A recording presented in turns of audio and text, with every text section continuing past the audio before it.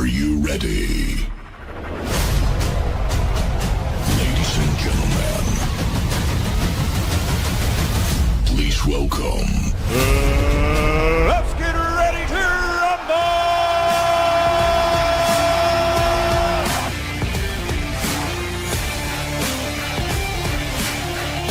Seattle's got to make a stop.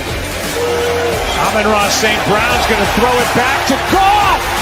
Who had that on the bingo card? Touchdown Lions!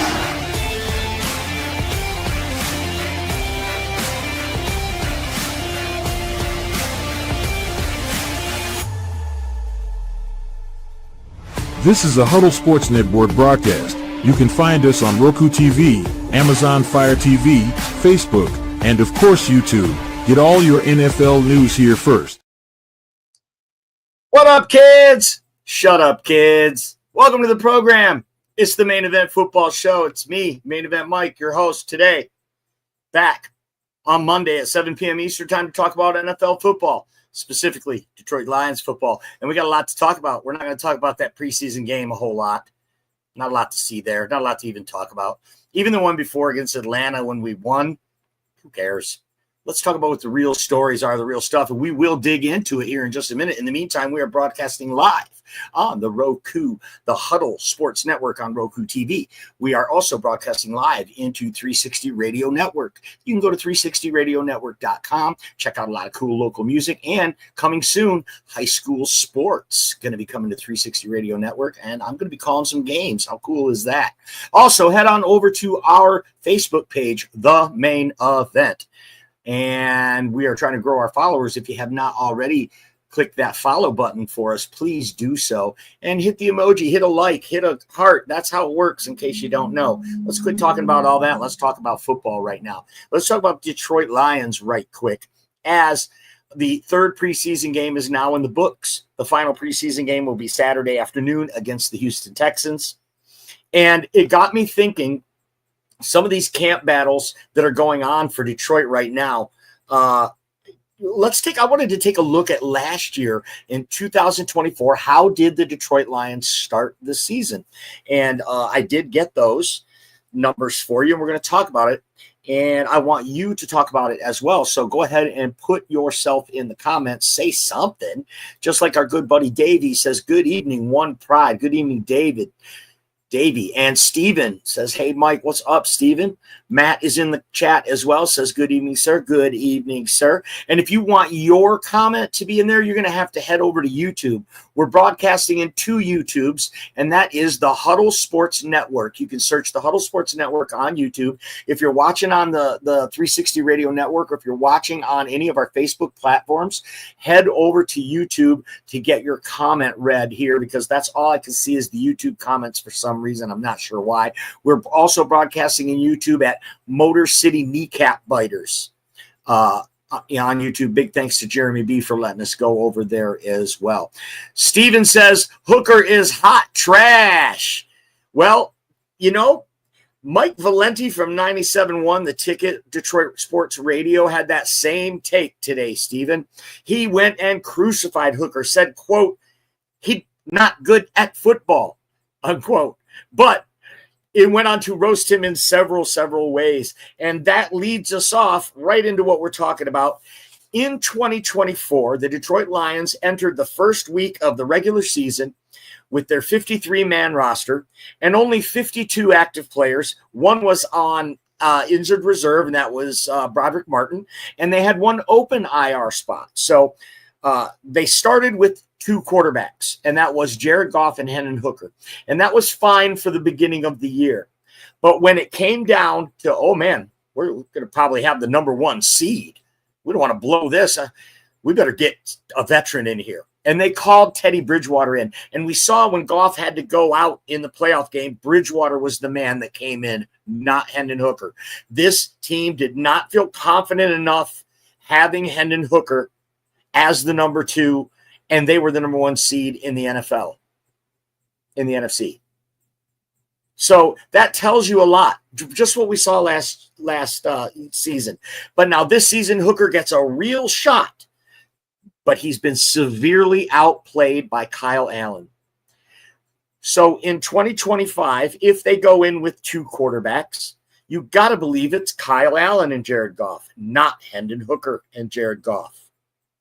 If they repeat what they did last year and only carry two quarterbacks to the first game, you have to assume it would be Kyle Allen because of what Dan Campbell always says. Nothing's going to be given to you. We don't care where you were drafted. We don't care where you went to school. None of that matters.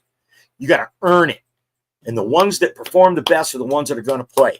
He said that so many times that there is no way that Hendon Hooker can be on the 53 when the season starts, unless they're going to carry three quarterbacks. Now, Hendon Hooker is still on a rookie deal, so he can be sent to the practice squad, and I believe he can be protected. So they could still keep Hendon Hooker. But most Lions fans, including Steven, doesn't think we should. Look, it seems like with every rep this guy takes, his trade value goes down. So maybe you should get rid of him now. But I just don't see that happening, Steven. I don't see that happening for many reasons. And that's one where they took him. They drafted him in the third round. That's a lot of draft capital to give up. And you also have to figure Brad Holmes has known Hendon Hooker since he was a boy. He's friends with Hendon Hooker's parents. He's watched this young man's career from the beginning. I went back and watched that game against Alabama when he was at Tennessee. And he was incredible. I understand he was a product of the offense that Heupel runs over there and all that. Yeah. But he looked great. And he was barreling towards a Heisman Trophy. Definitely a first-round pick had he not blown out his ACL. So it seemed like a great pick in the third round when the Lions got him. But, folks, he's being severely outplayed by Kyle Allen. So I can't see how they can justify keeping Hendon Hooker, as sad as that is. Brad Holmes doesn't miss often, but nobody is perfect. And if he missed on this one, hey, maybe he didn't miss on this one. Maybe just this opportunity wasn't right for Hendon Hooker. Maybe Hendon Hooker will go somewhere else and flourish and live up to that hype. Eric Ebron on line one. Lions, this is nothing new to the Lions. They let someone go and they go tear it up somewhere else. It just didn't work. Look, Jared Goff was a budding commodity when we drafted Hooker. Maybe that's an understatement. But he certainly wasn't the Jared Goff that won 15 games last year and 12 games the year before that when we drafted Hendon Hooker. And he also wasn't being paid $55 million.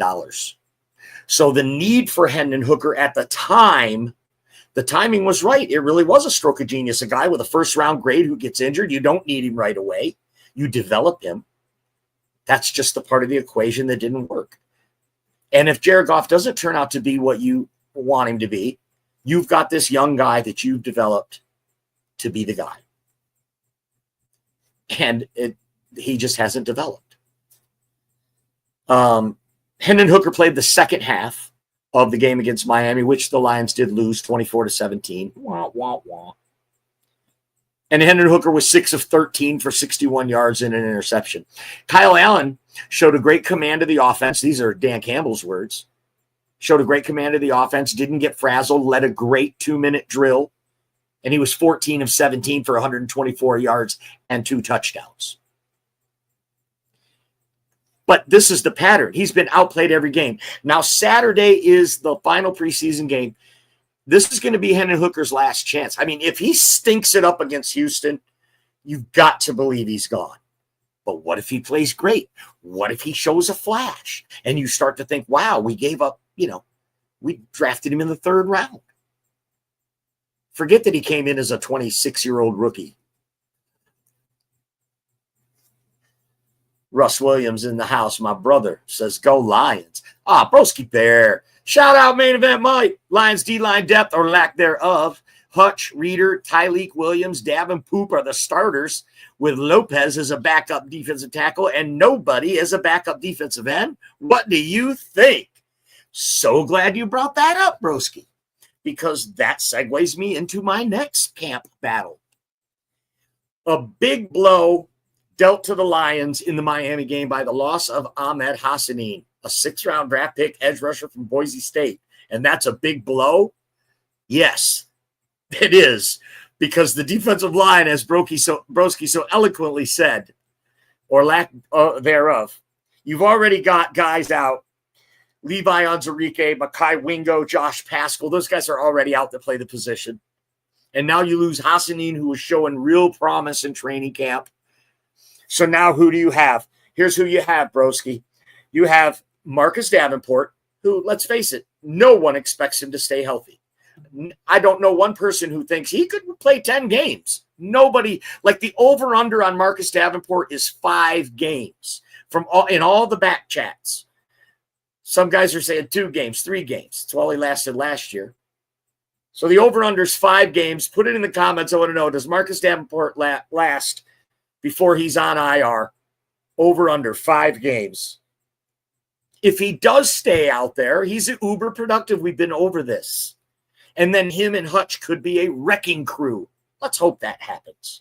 But if not, the other defensive ends that would be making this roster, by my assessment, and Candace Pedroza from Sideline Report, would be Al-Quadin Muhammad, Nate Lynn, and Isaac Ukwu, all undrafted free agents. So, to Broski's point, it is legit. The D-line depth, or lack thereof, this is where the Broderick Martin thing is a miss. 3 years in, this guy should be plugging one of those holes. Aleem McNeil gets a pass. Obviously, he's injured. Levi has been injured. He starts to finally show something and gets injured again. This depth on this D-line is for real. There isn't any. Lopez as a backup. I know the Lions like Lopez. Did some good work out in Arizona. But these aren't known commodities in the NFL. These aren't frontline starters. However, Broski, I'm so glad you brought this up. This is who we do have on the defense. All-Pro Kirby Joseph. Pro Bowl Brian Branch. 2 players under 25. And under contract, by the way. Aiden Hutchinson, who is going to be the defensive player of the year before the broken leg last year and is on a tear this year.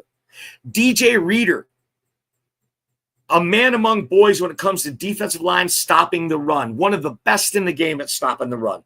DJ Reed, Terrion Arnold, 2 super solid corners. The word out of camp is Terrion Arnold has already taken it up a notch. Jack Campbell, a future Pro Bowl player. This is his Pro Bowl season loading now. Alex Anzalone, one of the best weak side linebackers, sideline to sideline in this league. Derek Barnes, who was given an extension because of his upside and his performance. These are frontline badass players, guys. That's 9 players. Okay, we're missing some depth on the defensive line. But tell me one squad in the NFL that doesn't have some hole somewhere or some question mark somewhere. We've got question on the offensive line. We've got some question on the depth in the secondary. Also, Khalil Dorsey coming back to the secondary. Dan Campbell announced today that Khalil Dorsey will begin practicing after a broken leg in December that looked gruesome on television. Glad to have him back. He's a big special teams contributor and a good secondary depth piece as well.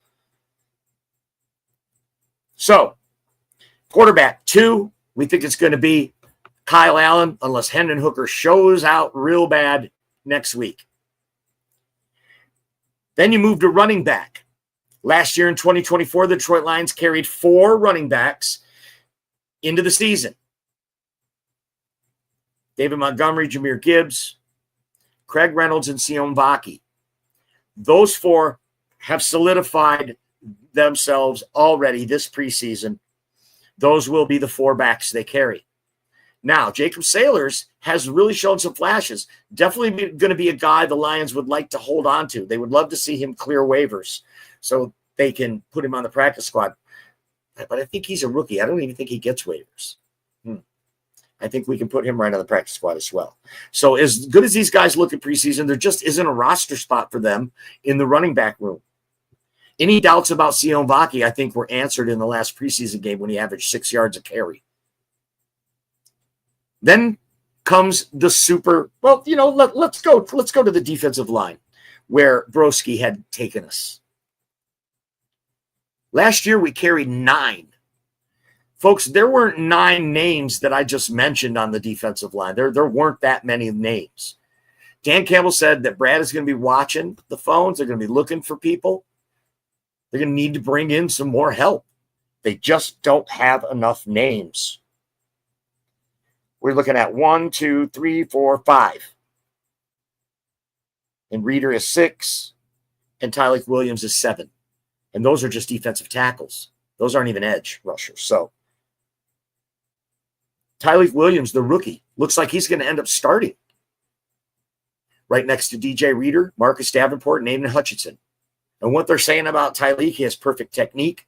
He keeps gaining steam. He's incredibly intelligent. That this guy could bring pressure from the middle, which is what every defensive coordinator wants to do. Wants to bring pressure with 4 guys. And you need guys that are nimble, good technicians to get that done. Exactly what Aleem McNeil is. A super athletic, nimble defensive tackle. They drafted Tyleik Williams, and if you saw the recent Inside the Den video, Brad and Dan said to each other, can you imagine him and Aleem together?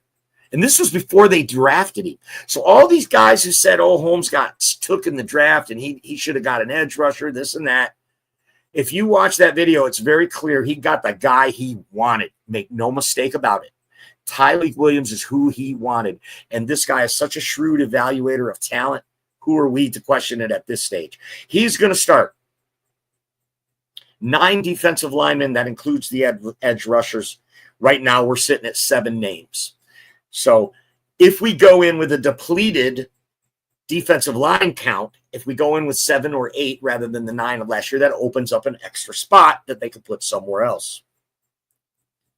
At wide receiver is the biggest question mark right now, roster spot on this team. Not the first 3 or 4, because last year the Lions only went into 2024 with 4 wide receivers. They started the first game with only 4 wide receivers. Most teams carry 5 at least, 6 sometimes. Last year it was Amon-Ra St. Brown, Jameson Williams, Khalif Raymond, and who? Tell me who. Who was that 4th wide receiver the Lions went into 2024 with? It was not Tim Patrick. He came over and did a great job. It was Isaiah Williams, was the 4th receiver because he had showed out in camp and he made the team. You guys remember that? He has since had an injury designation and waived. He got hurt. He was too slightly built. He didn't have enough Tom Kennedy in him. By the way, Tom Kennedy is still in the running here. I don't expect the Lions to bring him in as the 4th guy when the first game starts, though. Tom Kennedy will be on the practice squad because he will clear waivers, and he will be on the practice squad. And they will use him to emulate Jaden Reed. They will use him to emulate Rome Odunze. Any of these slot receivers on the other teams that we're going to face this year.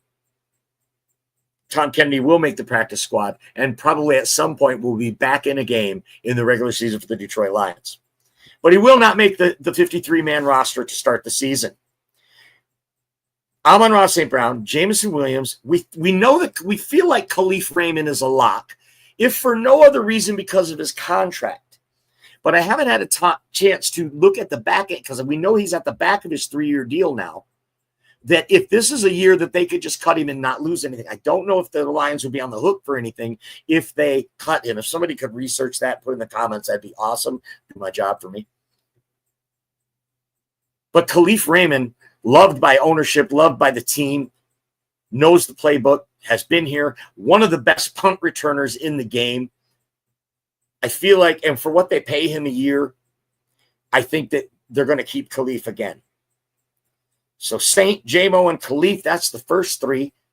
They only carried 4 last year. Now, who would that 4th one be? Would it be Tim Patrick? Would it be Isaac Tesla, the rookie, 3rd-round pick? Jackson Meeks, the undrafted free agent who happens to be the nephew of Zadarius Smith, who we gave the $200,000 pay to as an undrafted free agent. You're only allowed to give that contract to one player, and we gave it to him. And he showed out in the last game. Isaac Tesla has been showing out in every game. Both of these guys deserve to make the team. Both of these guys have done enough to make the team. Jackson Meeks, 11 receptions on 12 targets for 176 yards and 2 touchdowns so far in the preseason. He's second among all wide receivers with more than 6 catches at 16 yards per reception. Yards after catch, he's second in the NFL so far in the preseason. His PFF grade is an 88, which is 4th among all wide receivers in the preseason. If you cut this guy, somebody's going to get him. You're going to end up playing against him. So this guy deserves to make the team. Isaac Tesla looks so good. His combined in all 3 preseason games, he's 8 for 11 for 2 touchdowns and 105 yards. Folks, if that was a game, 11 targets, and your stat line is 8 of 11, 2 touchdowns, and 105 yards, you're player of the week, probably. I mean, it's good. It's good stats. But it doesn't mean anything in the preseason. But they played good enough to make the team, is my point. And they're only going to carry 4 or 5 at the most. Dominic Lovett, the wide receiver drafted out of Georgia, 6th round, hasn't gotten as many reps at wide receiver as he has on special teams. But he has been stellar on special teams. And Brad and Dan said it during the Inside the Den video. You can see this on draft day. They talked about his value on special teams on draft day. And that is coming to fruition. I'm telling you, man, Brad knows how to evaluate talent. And you can see it. So this kid, can't see him making the team, though, with all the way these guys have been playing in front of him. But he was a draft pick. Going to be very interesting. See what's in the comments now. Oh, man, you guys. Come on, going at it. All injured. McNeil. Okay, here's one for Jess Even says Meeks needs to make the 53-man roster. Well, you can have Hendon Hooker's spot as far as I'm concerned.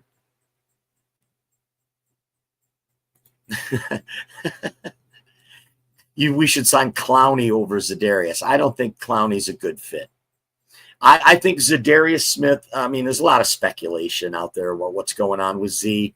He wants to come to Detroit. Brad Holmes said as much last week that the ball was in Z's court. That tells me Brad probably made an offer and said, here's the number. If you could find better, do it. If you can't, here it is for you. No different than what he did for Jamal Williams. And Jamal Williams' agent dropped the ball. And we end up getting David Montgomery. And now Jamal Williams has a try. Isn't he trying to get a spot on the Bears, broski? Love Swaggy. He's great. I miss Swaggy. Not on the field, of course. But I miss like his interviews and stuff. He was an awesome teammate. If you remember the Hard Knocks, he was so awesome there. Just a real genuine human being. Great guy. Hard runner. Great in goal line situations, short yardage situations. He could be a hammer down low for Ben Johnson. Of course, Ben was a lot of familiarity with Swaggy. I don't think he takes any touches from Roshan Johnson, however. Elise Means is in the house. She says, great to see you. I need a Tesla jersey stat. Ha yeah. Ron in the house says, bear down. Yeah. 38-0 against Buffalo. Is that what it was? I don't think that's on anything, but every year it seems like the Bears are undefeated in the preseason or they kick ass in the preseason. I'm not a Caleb hater, though. I believe Caleb will be a good quarterback. And I think Ben Johnson is a offensive genius. I like it. I've said it before that I think the Bears are the most intriguing team in the NFL this season. It could go either way. I think they're definitely trending in the right direction, and there might be some growing pains with Ben Johnson and the team in the first year. But if they make it to 8 or 9 wins this season, look out for next year and the year after. It means that Ben and Caleb are going to build some synergy. And with his skill set and Ben's play calling and Ben knowing how to sequence a play call around a quarterback skill set, a la Jared Goff and the Goffense, it's exactly what Ben Johnson come out and told the world. That's what we did. That's the secret to my success. Just ask the quarterback, what do you do good? Let's do that. So I think it's definitely a potentially dangerous situation there in Chicago for Detroit Lions fans in the future. At least Todd Kennedy is the man. Throw that meme up, Elise, of the Simpsons meme with Tom Kennedy. It's so good. Are we talking about the Fool's Gold Lions that choke in big games? We are. In fact, to you, sir, that is the 2-time division champion Fool's Gold Lions. Thank you. Thanks for playing. Last week with the beard, folks. Yeah, all good things must come to an end. There's not enough Just for Men produced in North America for me to keep this beard much longer. The final straw came Saturday when I was tubing down the Ausable River on my floaty with my beverage, tubing down the river, and a little kid thought I had a dog on my chest. He said, look, there's a dog on that guy's chest. And I said, where? And he said, oh, sorry. I said, yeah, probably going to have to get rid of that beard now. Lions always choke. Really? No, choke is kind of a new thing for us. We've just been stinking for 60 years. This choking and having choking in the big game? Since when have the Lions been in a big game? Since 2023. Twice. One was a choke. 23 in San Francisco, probably the biggest choke in sports history, I would say. And that's not popular opinion with Lions fans, but I firmly believe Dan Campbell blew that. He blew our chance to go to the Super Bowl. I know we wouldn't even be there without him. True. Very true. Without Dan Campbell, we're not even in that situation. We're not even there for the coach to blow it and for the team to have the biggest choke in NFL history. True. But that doesn't excuse the fact that if you just kick a field goal on every possession and let them score a touchdown, you can't lose with a 17-point lead at halftime. You could not lose. Kick the field goal, Dan. About lost my shit when that happened. Why aren't we kicking the field goal? Yeah, it's a choke. We got to live with it, man. We got to own that. We'll own it. That's all right. It feels good to be relevant. It feels good to be even talked about in that context as a Lions fan all my life.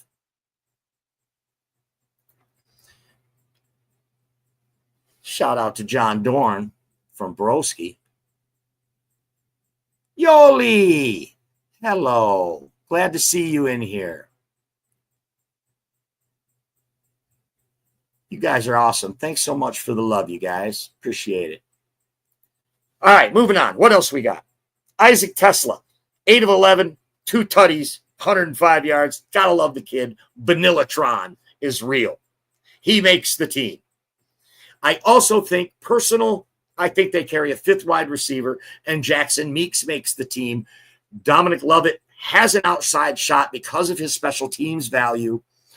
Dan has said it many times. Special teams is the way to make the roster for these guys. And we don't hear about what Jackson Meeks is doing on special teams. We only hear about what Lovett is doing. So it's going to be really interesting if they do open up a 5th spot for a wide receiver, if it's going to be Lovett or if it's going to be Jackson Meeks. You also have Tom Kennedy and Ronnie Bell in the mix. I don't think either of them make it. Next position is tight end. In 2024, The Detroit Lions went into the season with 3 tight ends: Sam Laporta, Brock Wright, Shane Zylstra.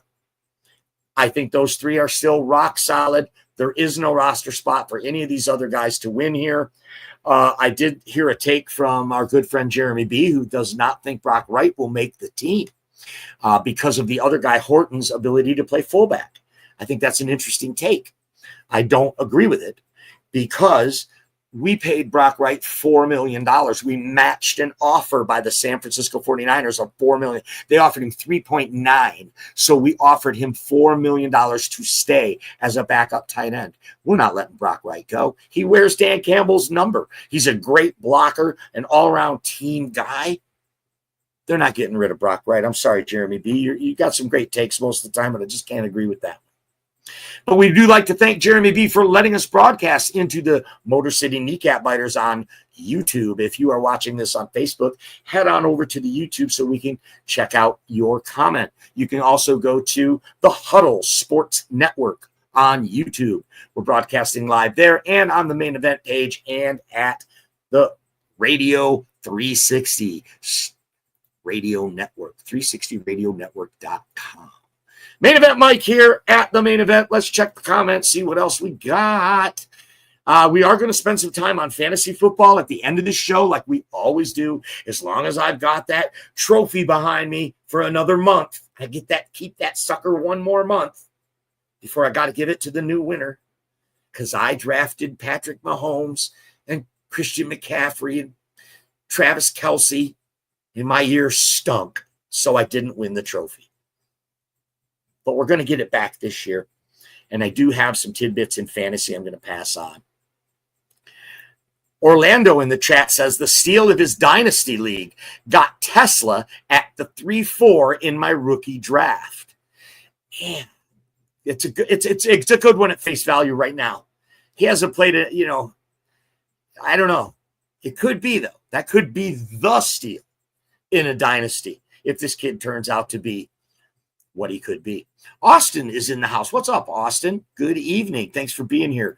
Brent in the house says Horton is pushing out Shane Zylstra. That's what I heard also, but Shane hasn't done anything to lose the job. This kid's playing good, but I don't think Zylstra gets pushed out. It's a great comment, though. Thank you. Offensive line. Last year, the Lions carried 10 into the regular season. We expect them to keep that number because that's a solid number. A lot of teams carry 11. I think in 2023, the Lions did carry 11. But losing Frank Ragnow, I think they're going to run with 10 again. Defensive line is 9. We went over that. Linebackers, 6 linebackers.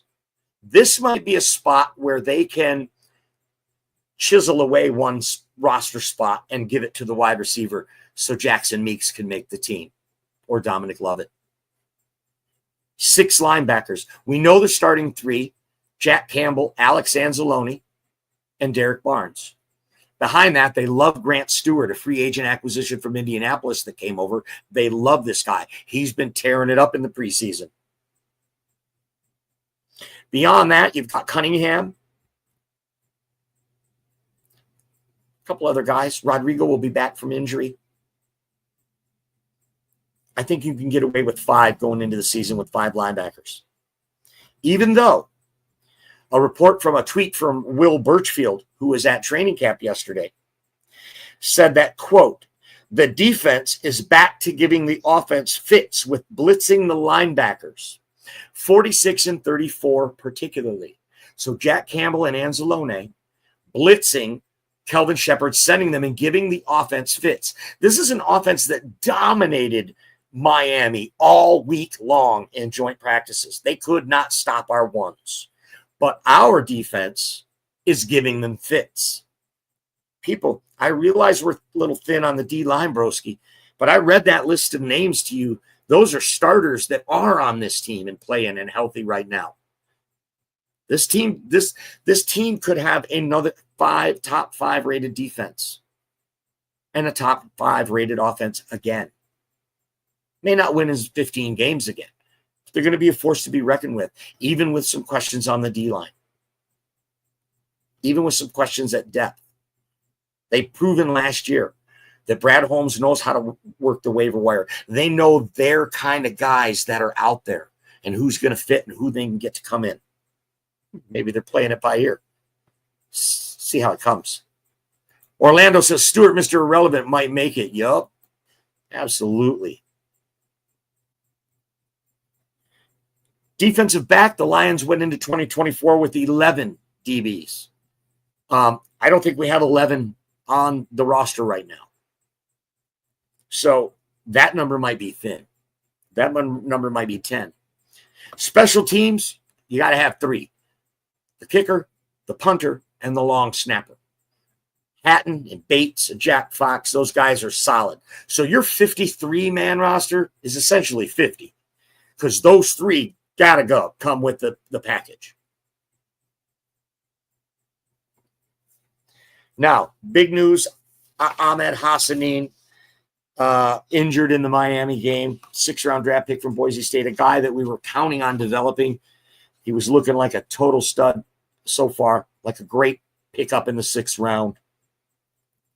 We don't know yet is what Dan Campbell continued to say at the podium about it. We just don't know yet. They're waiting an evaluation on the injury. This is a pectoral injury, like a lot like the one TJ Watt had. But those come in different grades. There's a grade 1, a grade 2, and a grade 3 pec tear. The grade 1 is mild. It's a partial tear. You can sometimes heal in 4 to 6 weeks from that, which is an eternity in an NFL season. 4 to 6 weeks for a rookie 6th-rounder who we're hoping might be a fringe depth piece. It's not a good outlook. He's out indefinitely is all they'll say now. If it's a grade 2, this is a partial tear and possibly out as much as 12 weeks. 3/4 of the season. Or it's a grade 3 pec tear, which is a complete tear from the bone, requiring surgery, 6 to 12 months. TJ Watt came back from a grade 2, I think in 8 weeks, 9 weeks, and everybody was freaking out about that. Could be wrong on that timeline. We see this injury is quite common. I think Marcus Davenport's had this injury. You probably say that about any injury. I think Marcus Davenport had that injury. I love this take, Orlando. Days of poaching roster cuts from ours are over. They come for our cuts now. We don't go out and look for other people's roster cuts. They come for our cuts now. There's so much truth in that because Brad Holmes is so respected right now, and the people who know football and know that 28 of 29 draft picks are still rostered in the NFL that he drafted. Not all by the Lions. They get poached by other teams, like you're saying, Orlando. Chase Lucas, he didn't make it. Niners picked him right up. Who else? Jamar Jefferson just had a 40-yard touchdown run the other day for the Titans. Kid can play. Brad Holmes, a shrewd evaluator of talent. James Houston, picked up by the Cowboys. These guys are still in the league. Like not even 33% of all players drafted ever survive a year in the league. So for Brad Holmes to hit 28 out of his first 29 draft picks is unheard of. And people in the football circles and executive leadership, they know this. So they watch what Brad Holmes does. It didn't work out there, but they're pretty stacked at linebacker, or they don't even play that kind of defense that fits his skill set, but we do. And they pick these guys up and they make the team. The only guy who's not rostered that Brad Holmes drafted, that is not rostered currently, that 29th guy, you know who that is? If you stump the Schwab, it was Antoine Green, 7th-round draft pick from North Carolina, drafted by Brad Holmes, waived with an injury designation, got hurt, just like Isaiah Williams, almost a year to the day apart. Why? Slightly built. That frame wasn't big enough for football to play the X. You better be Amon-Ra St. Brown and chiseled out of rock if you're not going to be big enough to play out there these days in the NFL. The Mad Yins are in the house. Says, what up, man? What up? I think Yinzer's a Raider fan, if I'm not mistaken. All right, where were we? Hassanin, out, pectoral tear. Dorsey said that. Okay, final preseason, we got that. That's all my notes, folks. Let's talk about fantasy football now. I've been doing mock drafts, and I'm doing them in a 12-team league, even though my league is a 10-team league. I play in a 10-team league, but I do my mocks in a 12. And the reason is because it gets exponentially harder the more teams are in a league. 10, 12, 14, 16. The talent pool gets so thin by the 8th or 9th round. There's like no one left in a 14-team league by the 9th round. And if you're playing in like a best ball format or something, it's a little easier because you can carry 2 quarterbacks and such. But normal single quarterback redraft league,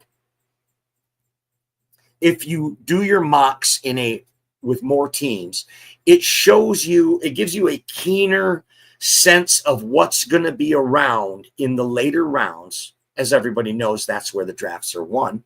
That's where the seasons are won, is in the later rounds. Your depth on your fantasy team is just as important as it is for these pro teams to have depth. You also have trade pieces. So I'm doing these drafts, and I noticed Justin Fields is not going early in drafts. Like, nobody is taking him before the 10th round. And I start to think, Justin Fields has always been a fantasy football machine, points machine. And in New York, I believe the New York Jets will probably run the ball more than any team in the NFL this year outside of Baltimore.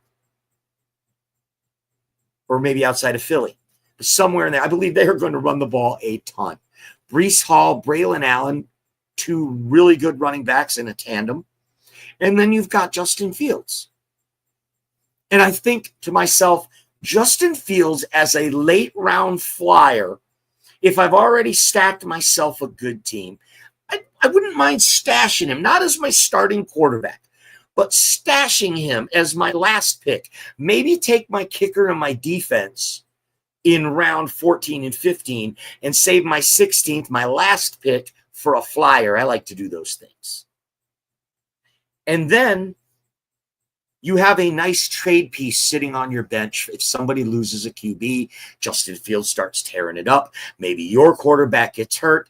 I just think he's an interesting play and better than Jerome Ford as a running back from Cleveland in the late round, right? I think I just like his value there as what could be sitting on my bench. So just a little tidbit for you.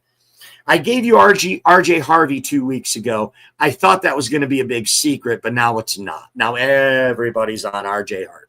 Last year, I gave you Bucky Irving. Well, that turned out pretty well. This year, I expect Bucky Irving to cool off. I believe he's being drafted above where he's going to land. I think they're going to go more 2-back system in Tampa, and they're going to throw the ball downfield more. Orlando says Pearsall's my gem in the rough. Yeah, he's going. He's moving up the boards, too. I do notice him going by the 6th round now, where he was going 10th, 11th a few weeks ago. A lot of guys are rising. A lot of guys are falling.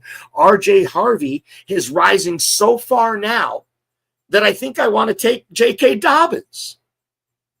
I think out of the gate, J.K. Dobbins is going to have the job, but R.J. Harvey's going to overtake him in Denver.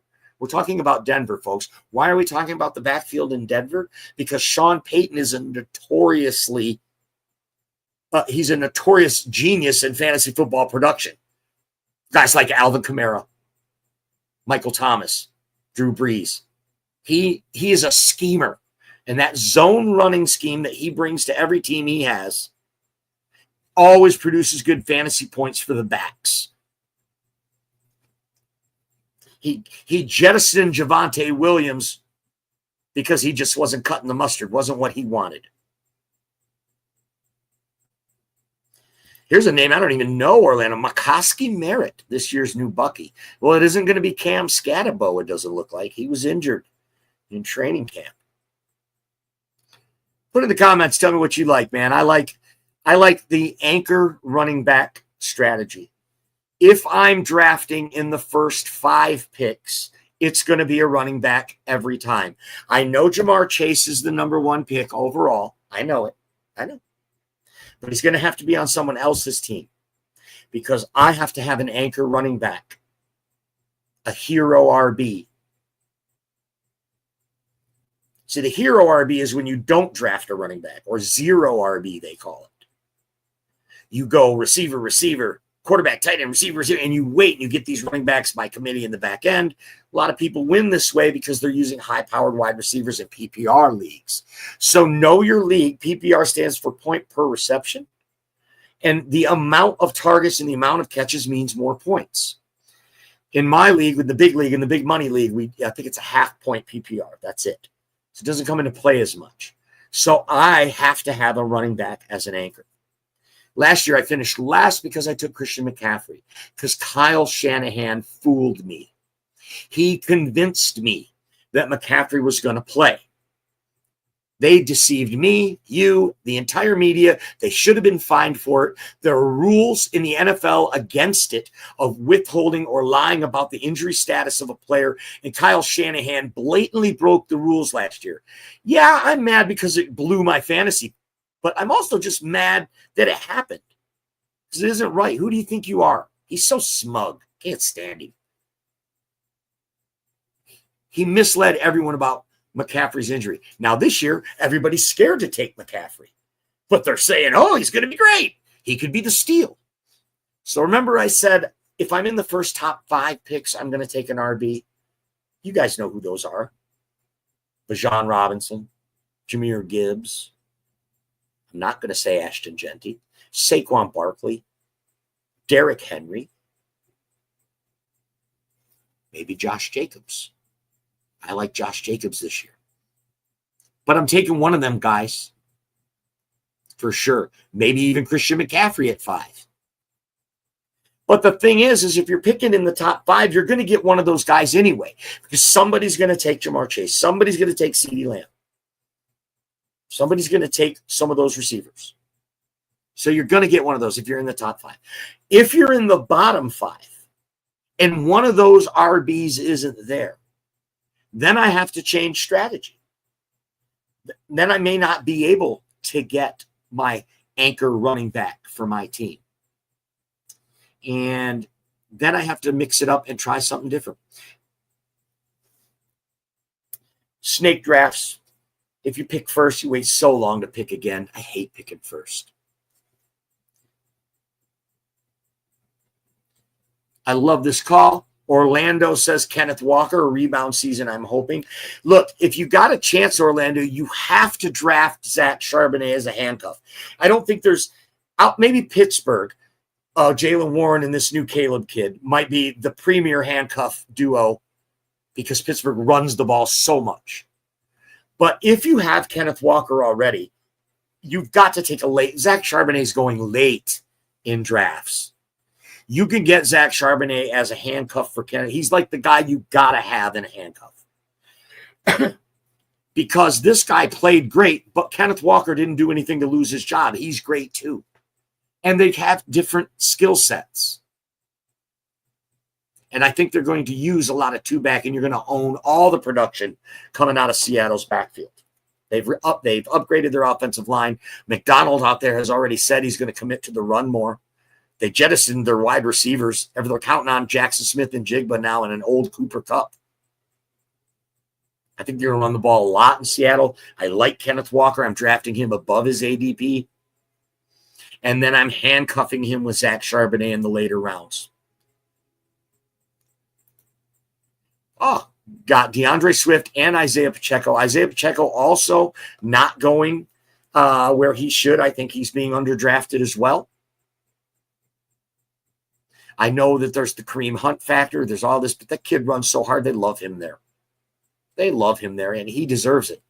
When he's healthy, he's a producer. I love him as an RB3. You can give me Isaiah Pacheco all day as an RB3. All day and twice on Sunday. If you're watching this on the rebroadcast, know that we appreciate you as well. Put your comment in. I love to respond to the comments afterwards. We'll be back here every Monday at 7 p.m. Eastern Standard Time. This is the Main Event Football Show. Find us anywhere where you also get your podcast. You can listen in.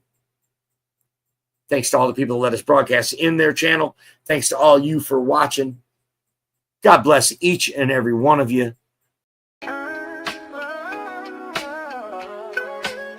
Yeah, yo, it's game time, ain't no messing around. Huddle Sports Network, the best in town. From NFL rumors to the latest trends, we got all your sports, just tune in, my friends. Catch us on Roku, Fire Stick, take your pick. Facebook, YouTube, where the action's slick. Daily shows that drop like a bomb. From 10 to 11, it's Ken and Ken, stay calm. Huddle up, catch the vibe, feel the rush. Get your news, get your fills in the clutch. Over 27 podcasts, we breaking it down. Join the team, Huddle Sports, wear the crown. Live every weekday, it's how we roll. Lions Talk with Jeremy B, we taking a stroll. From 11 to 12, don't miss a beat. We break down the game, make the info sweet. The Daily Huddle Podcast, noon to 1. CST Zone, we're just having fun. Toss your